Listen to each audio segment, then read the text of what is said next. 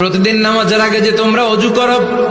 এই ওযুর পরে কেউ যদি পড়ে আশহাদু আল্লা ইলাহা ইল্লাল্লাহ ওয়া আশহাদু আন্না মুহাম্মাদান আবদুল্লাহি ওয়া রাসূলুহু, ওযুর পরে এই দোয়াটা প্রতিদিন যে পড়বে, কিয়ামতের দিন 8টা জান্নাতের যে কোনো দরজা দিয়ে ঢোকার অনুমতি ওই বান্দাকে আল্লাহ দিয়ে দিবে। প্রতিদিন নামাজের আগে যে তোমরা ওযু করো, এই ওযুর পরে কেউ যদি পড়ে আশহাদু আল্লা ইলাহা ইল্লাল্লাহ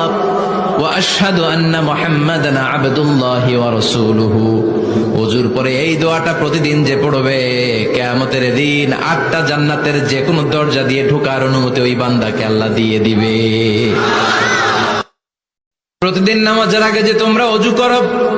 এই ওযুর পরে কেউ যদি পড়ে আশহাদু আল্লা ইলাহা ইল্লাল্লাহ ওয়া আশহাদু আন্না মুহাম্মাদান আবদুল্লাহি ওয়া রাসূলুহু, ওযুর পরে এই দোয়াটা প্রতিদিন যে পড়বে,